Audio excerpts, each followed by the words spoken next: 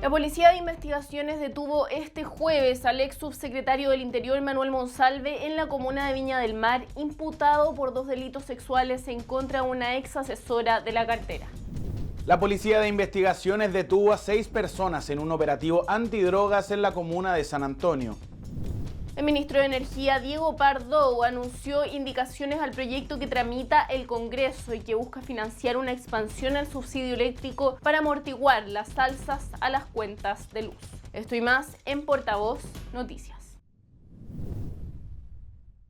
Asociación Regional de Canales de Televisión de Señal Abierta de Chile, Arcatel, presenta Portavoz Noticias. ¿Qué tal? ¿Cómo están ustedes en su casa? Sean muy bienvenidos y bienvenidas a una nueva edición de Portavoz Noticias. Acompáñennos a revisar toda la actualidad informativa a lo largo del país.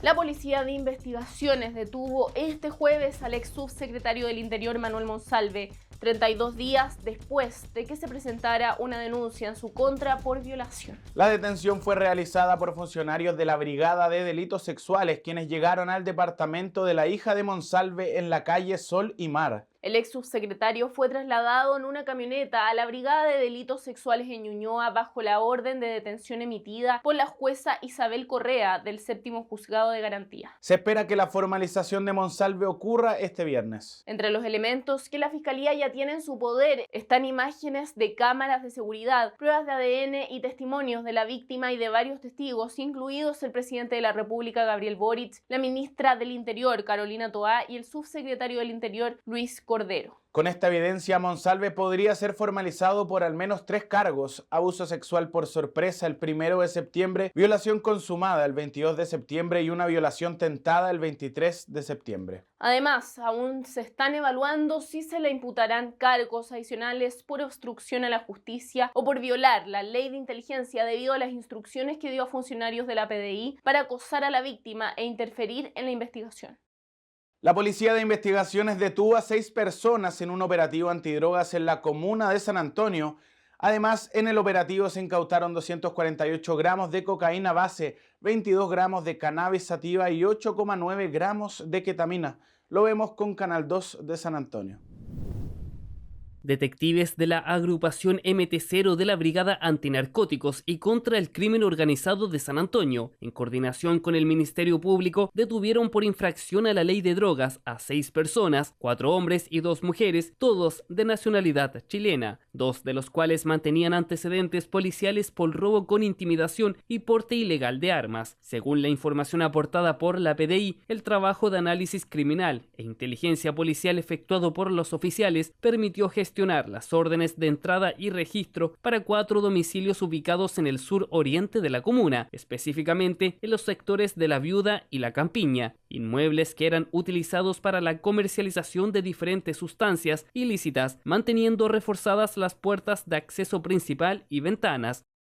Detectives del equipo MT0 de la Brigada Antinarcóticos y contra el Crimen Organizado San Antonio de la Policía de Investigaciones de Chile, tras un trabajo de análisis criminal e inteligencia policial sobre 4 inmuebles utilizados frecuentemente como punto de venta de drogas, ubicados en el sector de La Viuda y La Campiña de la comuna de San Antonio, las indagatorias desplegadas por los detectives permitieron ratificar la venta de drogas en pequeñas cantidades, antecedentes que fueron derivados al Juzgado de Garantía San Antonio por intermedio de la Fiscalía Local de esta ciudad, obteniendo con ello una orden judicial de entrada y registro, lo cual propició la detención de 6 personas, todos chilenos y mayores de edad.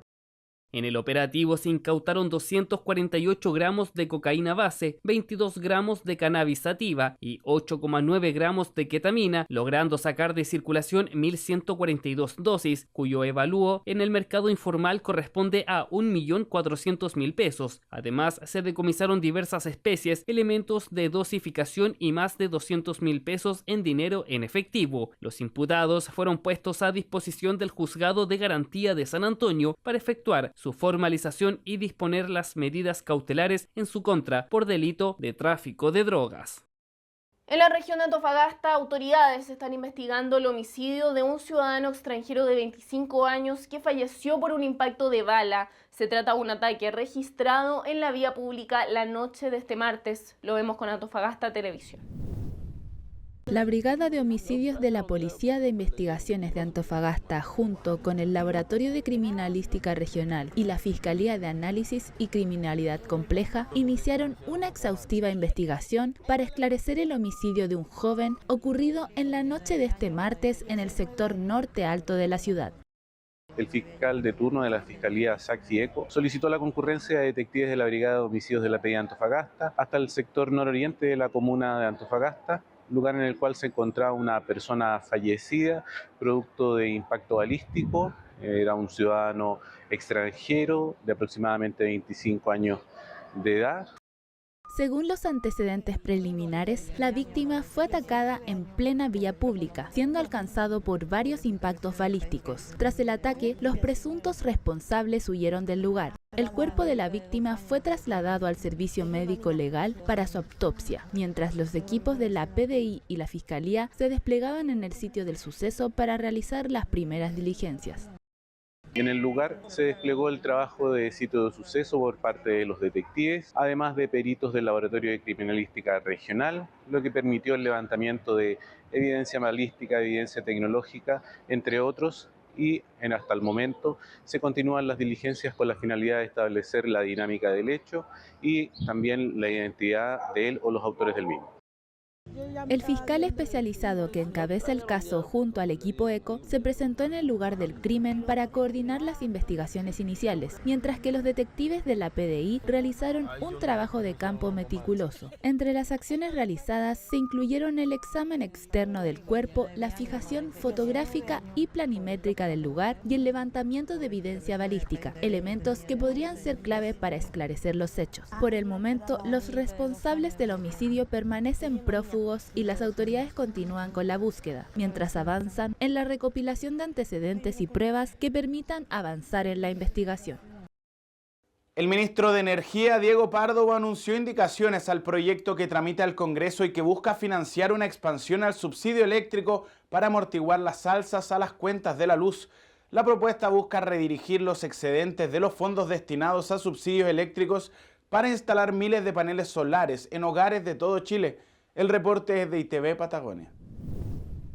En el marco de la discusión de presupuesto que se desarrolla en el Congreso Nacional, el diputado independiente Carlos Bianchi se reunió con el ministro de Energía, Diego Pardo, para buscar medidas que permitan ayudar a familias vulnerables y de clase media frente a las alzas de la cuenta de la luz.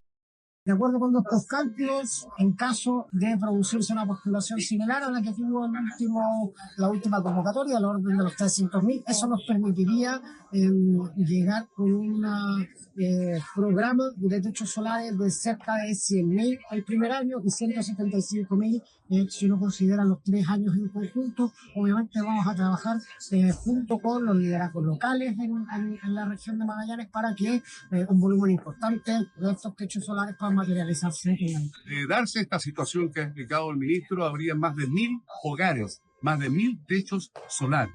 Este es un trabajo que hay que hacerlo en conjunto con la Gobernación de Magallanes, en conjunto con todas las autoridades, con la Seremía de Energía.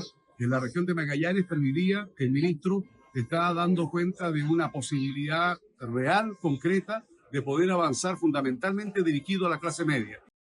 De concretarse el compromiso desde Energía, habrían más de 1.000 hogares que podrán contar con techos solares, para lo cual se requiere un trabajo en conjunto con todas las autoridades, la Gobernación de Magallanes y con la Secretaría Ministerial de Energía. Y vamos a seguir revisando noticias nacionales, pero antes vamos a hacer una revisión del bloque deportivo. Porque nuevamente Colo-Colo terminó los minutos restantes de la Supercopa y se coronó campeón. Repasamos todos los detalles en el bloque de Vladimiro Mimisa. Caja de Compensación Los Andes, construyendo valor social, presenta Deportes en Portavoz Noticias. ¿Qué tal, amigos? Gusto de saludarles. Ha llegado la hora de la verdad. Cuando hablo de la hora de la verdad, hablo de las clasificatorias de la Copa del Mundo. Ya vamos a reiterar esa programación, que mañana Chile tiene como protagonista. Porque antes, ustedes ya están impuestos que Colo-Colo alzó una nueva Copa, la Supercopa. Como se esperaba, se jugaron 20 minutos, se debían jugar 12, pero hubo descuentos y mantuvo la ventaja de 2-0 con los goles de Palacio y Vidal, el partido más largo de la historia. Se juega en febrero y termina en noviembre.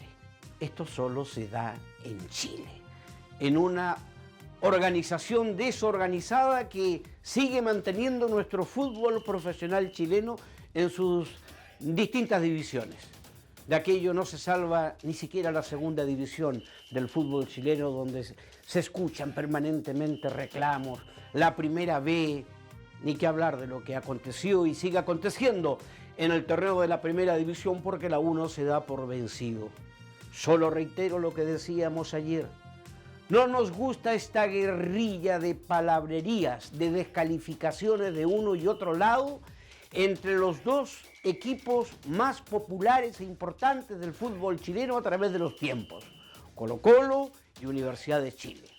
Impresentables las declaraciones de un profesional como el abogado Correa de la Universidad de Chile, cuando habla lisa y llanamente de trampa, y Marcelo Díaz, capitán, jugador experimentado, claro, pide perdón.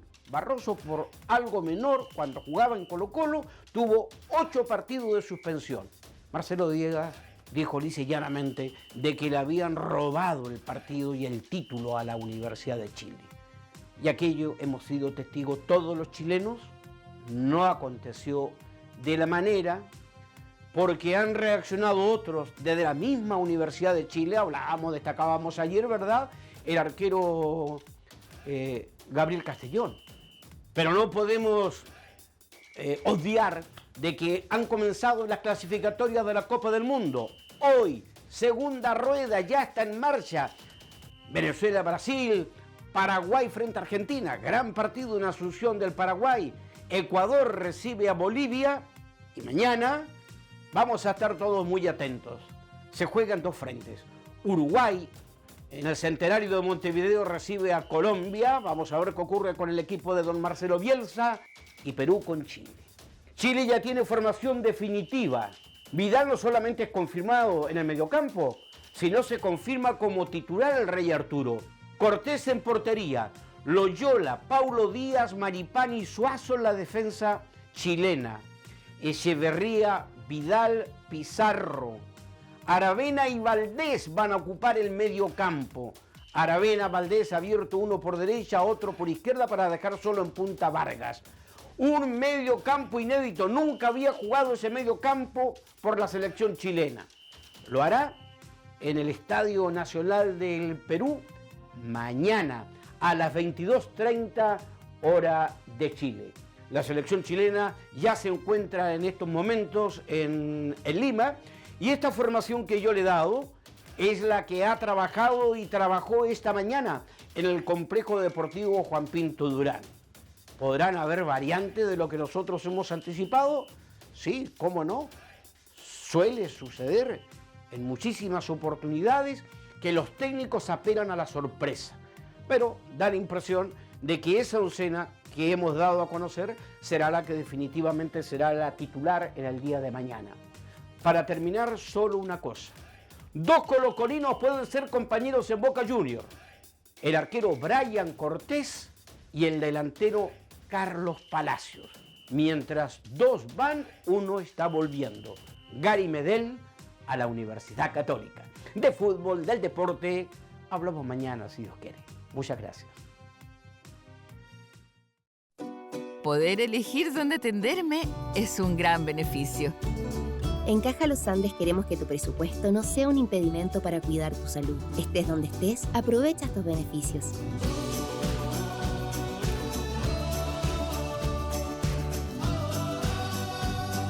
Si aún no estás afiliado, hazlo hoy mismo ingresando a cajalosandes.cl.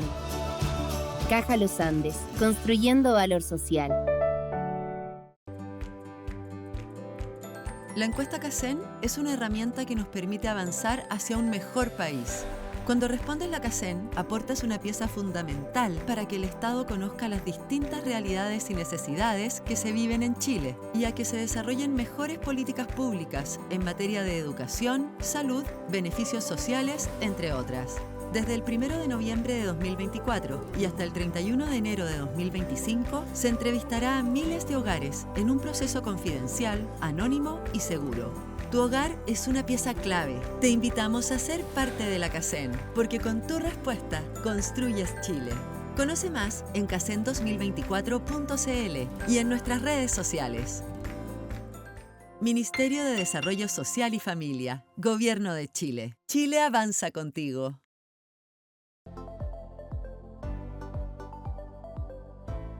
¿Cómo están amigos y amigas de Portavoz Noticias? Damos inicio a un nuevo bloque Te Cuida, sección en la que vamos a conversar sobre las enfermedades pulmonares obstructivas crónicas, que son los famosos EPOC, por qué se producen y cuáles son los riesgos que conllevan esto. Bueno, para profundizar más en esta materia estamos con la doctora Karen Zischke, broncopulmonar de la Clínica Alemana. Doctora, ¿cómo está? Hola, ¿cómo están todos? Muchas gracias, Lucas, por la oportunidad de estar acá para poder conversar con esta enfermedad tan compleja. Efectivamente, muchas gracias por estar acá para conversar. Y primero que todo ya lleguemos a lo claro, ¿ah? ¿Qué son estos famosos EPOC? ¿Qué es esta enfermedad de la que tanto se habla? Mira, la EPOC, porque es la enfermedad, el acrónimo quiere decir enfermedad pulmonar obstructiva crónica. ¿Qué significa eso? Que en el fondo los pulmones se aprietan, están obstruidos, por lo tanto hay una limitación en entrar y sobre todo para botar el aire. Entonces, como la gente no puede exhalar, el pulmón se empieza a llenar de aire y las personas se empiezan a cansar y a tener falta de aire, que es la principal característica de la EPOC, la enfermedad pulmonar obstructiva crónica. Entonces, pulmonar es obstructiva porque se aprietan los bronquios y es crónica porque lamentablemente es una enfermedad para toda la vida que no se cura. Se trata, se controla, pero no se cura. Es crónica, como la hipertensión, la diabetes. Perfecto, doctora. Enfermedad crónica, y creo que hay que partir entonces por el principio, es ¿por qué se produce esta enfermedad? ¿Qué es lo que la genera? ¿Y cuáles son los riesgos que tiene que tener mucha precaución la gente para evitar llegar a padecer un EPOC? Mira, primero hay que tener claro que el ser humano y la anatomía es una maravilla y está toda diseñada para tener un funcionamiento según las exposiciones que tenemos normales.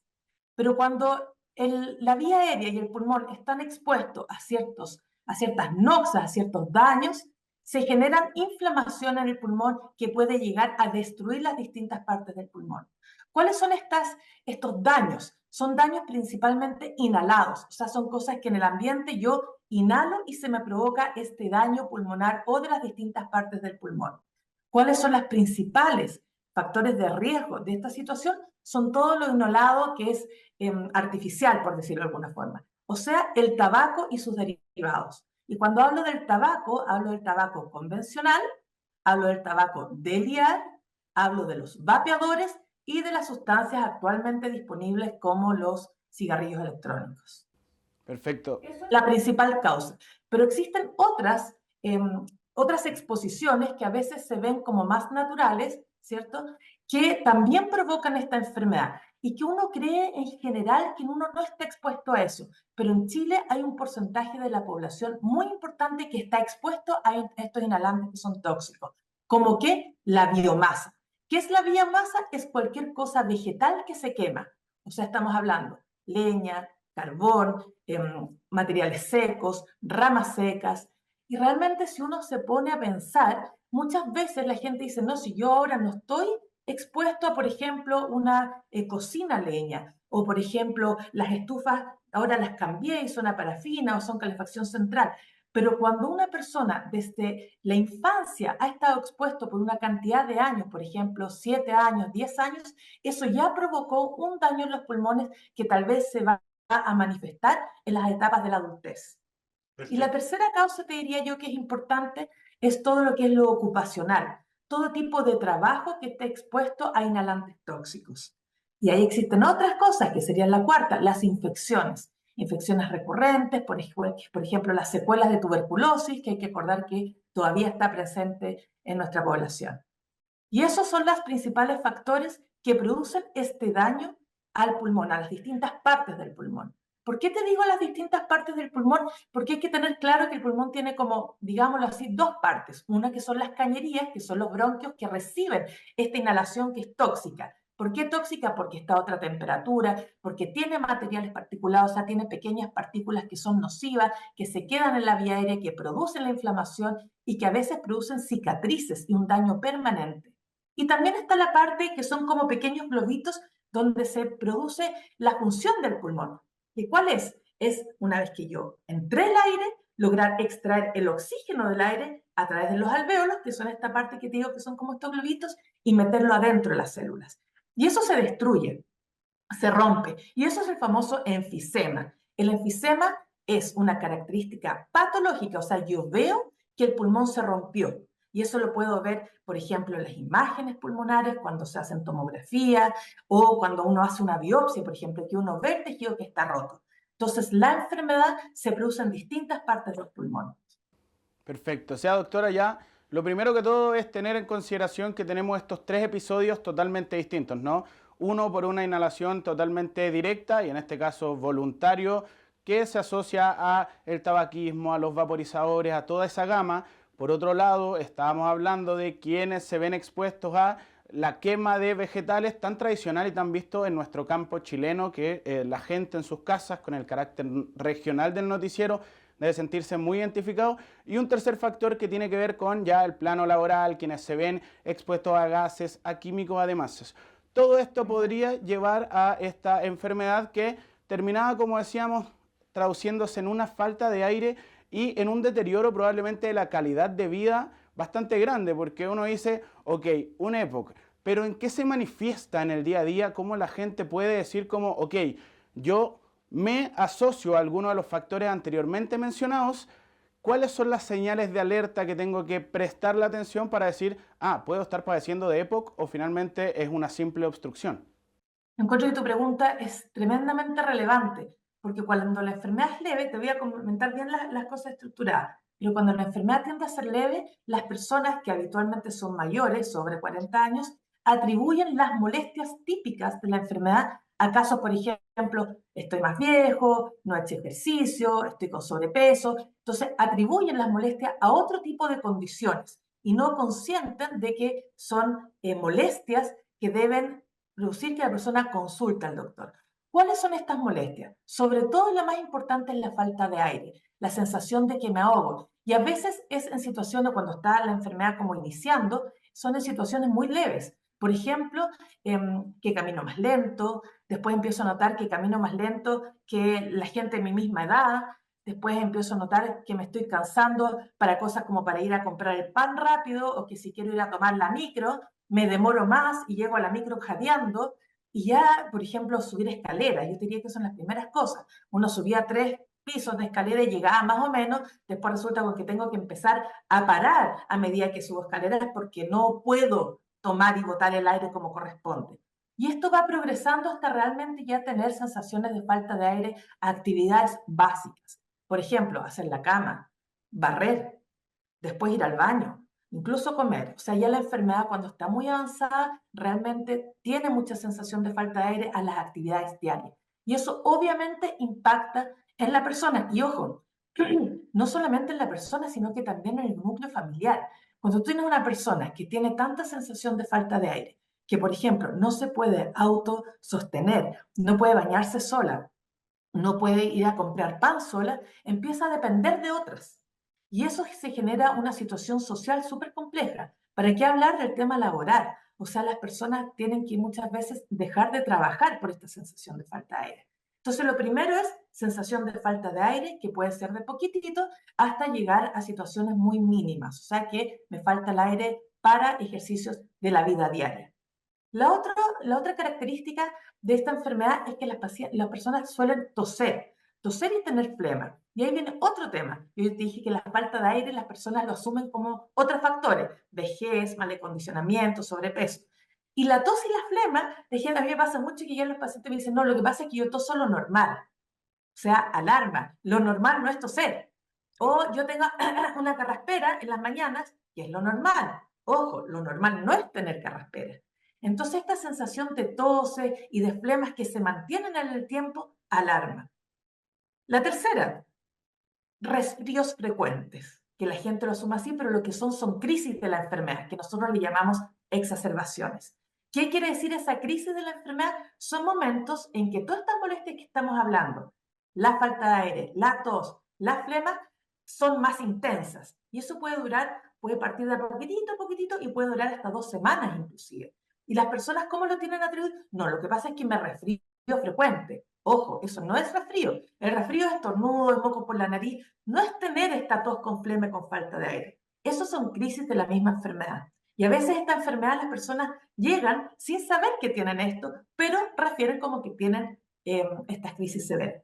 Y yo te diría que ya lo cuarto son enfermedades generales. Esta enfermedad antiguamente se pensaba que solamente afectaba a los pulmones, pero como ya sabemos que son estas cosas que yo inhalo, que se quedan, que llegan al pulmón, eso pues pasa a la sangre y se produce como una especie de inflamación de todo el cuerpo. ¿Y qué es lo más característico que influye? El corazón. Y muchas veces las personas tienden, lamentablemente, a fallecer. Una de las principales causas de muerte son las causas cardiovasculares. ¿Qué quiere decir eso? Infarto, arritmia, insuficiencia cardíaca, que es tremendamente relevante.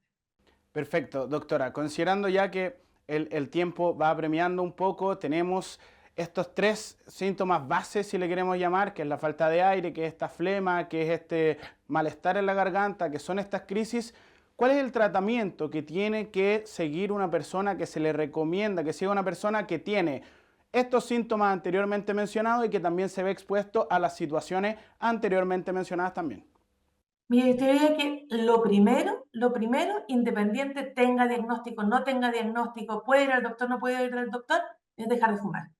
Dejar de fumar y dejar de estar expuesto a un tabaquismo pasivo. ¿Qué significa eso? Que yo no fumo, pero otras personas donde yo vivo fuman o donde yo trabajo fuman. Entonces, eso es lo primordial, dejar de fumar, porque si yo dejo de fumar, independiente de la edad, ojo, 80 años, 70 años, 40 años, independiente de la edad, voy a lograr tener una mejor calidad de vida y una mejor sobrevida. Eso es lo primero.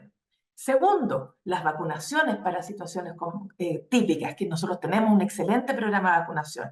El neumococo en personas adultas, la influenza anual, eso es tremendamente importante. Y lo tercero es la actividad física. Mantener una actividad física y dependiendo de las condiciones de la persona y dependiendo de la situación general, puede ser hasta caminar apurado todos los días 20 minutos. Nosotros no vamos a pedirle que suba al cerro, digamos, pero que se mantenga activo. Eso es tremendamente importante. Esas son las 3 cosas que yo te diría que son como la base. Cuando después yo tengo el diagnóstico, nosotros ahí evaluamos. ¿Y qué es lo que evaluamos? Efectivamente evaluamos cómo están funcionando sus pulmones, pero lo más importante, evaluamos cómo la enfermedad está afectando a la persona. Cuánto es la cantidad de falta de aire y cómo es el compromiso de la vía aérea y cuántas crisis tiene la persona. Y según eso, yo doy tratamiento. ¿Y qué tipo de tratamientos doy? Tratamientos que son inhalados. ¿Por qué son inhalados? Que son toda esta gama grande de inhaladores que tenemos, porque va directamente a los pulmones y disminuimos los riesgos de tener complicaciones sistémicas. Entonces, en todo el resto del cuerpo. Por eso es tremendamente relevante que las personas entiendan que esta enfermedad tiene un tratamiento, que esta enfermedad tratada puede la persona estar mucho mejor, que los inhaladores no causan grandes efectos adversos. Y por último, que no es que la gente se vaya a acostumbrar al inhalador, que pasa muchas veces, ¿cierto? Que dicen las personas. No, ese inhalador va a provocar que la persona se sienta mejor. Perfecto, doctora. Entonces, con estas recomendaciones para poder enfrentar, para poder combatir y también para poder prevenir lo que es la enfermedad pulmonar obstructiva crónica, terminamos esta entrevista del bloque Te Cuida con la broncopulmonar de la clínica alemana, la doctora Karen Sischke. Muchas gracias por acompañarnos, doctora. Vamos a un pequeño... Muchas gracias a ti y toda la audición, la auditoria. No, muchas gracias, doctora. Vamos a un pequeño corte comercial y ya seguimos con más información de la región aquí en Portavoz Noticias.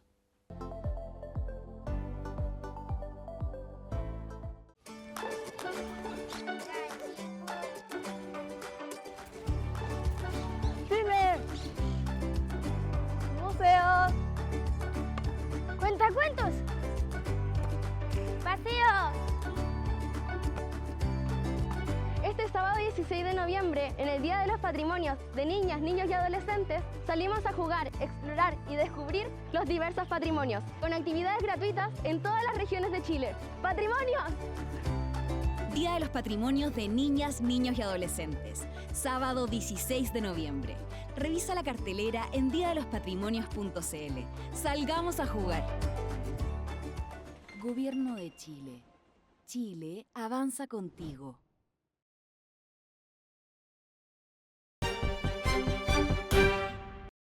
Un helicóptero de CONAF capotó mientras combatía incendios en la región del Maule. El piloto, quien era el único a bordo, logró salir por sus propios medios presentando solo lesiones leves. Contivisión con el registro.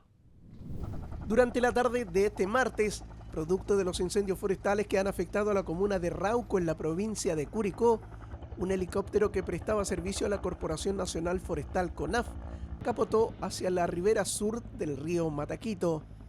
En dicha zona se combatían los siniestros que han afectado a parte de la región del Maule.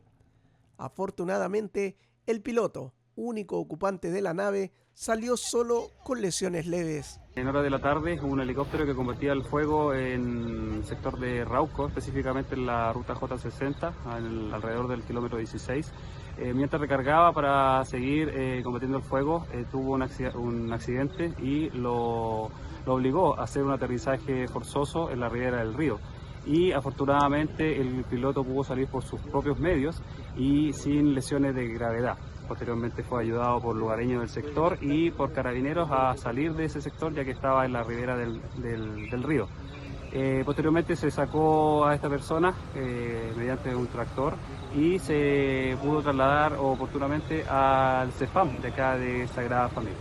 Nosotros tomamos contacto directo con el delegado presidencial provincial para consultar si sabía del accidente y nos comentó que habían tomado contacto con el piloto, que se encontraba en buenas condiciones y que estaban a la espera que los mecanismos de emergencia pudiesen llegar al lugar para ver y cerciorarse que el estado era en buenas condiciones. Lamentable, porque este es un incendio que se está desarrollando aquí en este sector y se ocurrió este accidente que a lo menos no fue un accidente fatal, que es lo bueno de todo dentro de lo malo. El accidente, tal como muestra la imagen, ocurre luego de una de las maniobras de llenado que realizaba el helicóptero para captar agua a la altura del kilómetro 19.8 de la ruta Rauco en el río Mataquito. Según el delegado presidencial, la falla habría ocurrido tras colisionar con cables de alta tensión en la zona. Al pasar a llevar unos cables de electricidad, se vio obligado a realizar un aterrizaje de emergencia. Esto generó un desperfecto de la aeronave que tuvo que aterrizar de manera violenta. Sin perjuicio de aquello, queremos indicar que el piloto ya fue contactado por CONAF y no hay lesiones graves en este caso. Esto sí hace un llamado y nos permite recordarle a la ciudadanía la importancia de combatir y prevenir los incendios vegetacionales. Ahora que nos estamos acercando a una temporada compleja en materia de combate de incendios forestales, el primer llamado es a cada uno de los ciudadanos a prevenir la realización de acciones que puedan generar el desarrollo o el inicio de un incendio forestal. La aeronave, que había realizado ya varias descargas en el sector para combatir el avance del fuego, era pilotada por Luis Abel Coyobati, de nacionalidad argentina, quien trabajaba en un incendio que se habría originado luego de una quema de pastizales en el sector de Tricao.